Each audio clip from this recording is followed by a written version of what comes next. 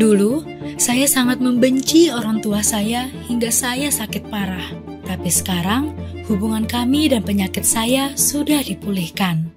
Ini kisah saya yang terlahir Kristen, sejak kecil rajin beribadah, membantu orang tua, dan menjadi anak yang berprestasi di sekolah. Di usia remaja, saya dekat dengan seorang lawan jenis. Orang tua saya marah besar saat tahu hal itu, karena anggapan mereka itu akan mengganggu konsentrasi sekolah. Saya kecewa atas reaksi mereka yang berlebihan. Saya merasa sudah menjadi anak yang baik. Tapi mengapa? Hanya karena itu saya mendapat kemarahan yang besar. Saya mau didekati oleh pria beda agama. Dia bersikap lembut kepada saya dan kelihatannya sabar. Saya hampir tertarik menjadi istrinya. Tapi karena beda agama, saya mempertimbangkan ulang. Perlakuan orang tua dan pacar membuat saya merasa kecewa, marah, dan tidak tenang dalam hati. Untuk melampiaskan, saya bersenang-senang, merokok, dan mencoba minuman keras. Saya hidup sesukanya. Hingga satu hari saya sakit parah. Penyakit yang membuat saya tidak percaya diri dan takut melihat diri sendiri. Orang tua menduga saya diguna-guna oleh pacar. Dalam keadaan itu, pacar malah balik menyalahkan keluarga saya. Hati nurani saya berkata dia bukan pria baik. Tapi saya merasa hidup akan runtuh kalau tidak bersama dia. Saya stres dan merasa seorang diri. Saat sakit itu, saya berdoa, mohon ampun kepada Tuhan. Saya mulai mengikuti pengobatan. Dan Tuhan juga mempertemukan saya dengan seorang mentor. Dia membimbing saya dan memberikan buku rohani. Saya membacanya. Ketika sampai pada satu halaman, saya kaget.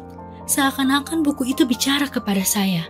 Buku itu menceritakan kisah Nabi Musa yang diperintahkan Allah untuk melempar tongkatnya, lalu Musa taat dan tongkatnya berubah menjadi ular.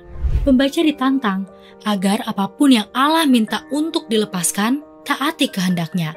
Dan lihat bagaimana Allah mengubah semuanya itu menjadi alatnya yang luar biasa.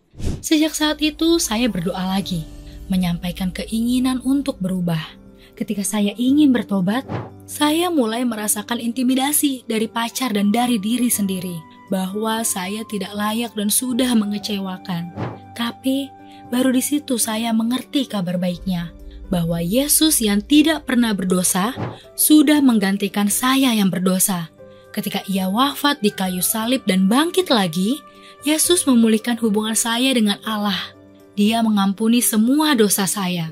Sekalipun dosamu merah seperti kirmizi, akan menjadi putih seperti salju. Ayat ini bangkitkan keyakinan saya. Oleh karena engkau berharga di mataku dan mulia, dan aku ini mengasihi engkau. Pengampunan dari Yesus yang nyata saya rasakan mendorong saya untuk mengampuni orang tua. Saya sangat menyesal sudah menyakiti hati mereka. Saya bersyukur mereka tidak menyerah atas saya, dan karena doa-doa mereka, akhirnya hidup saya terselamatkan. Akhirnya hubungan saya dengan orang tua benar-benar pulih. Tuhan yang sama juga bisa memulihkan hidupmu. Apakah kamu mau hidupmu dipulihkan oleh Yesus? Klik di sini untuk melihat video selanjutnya.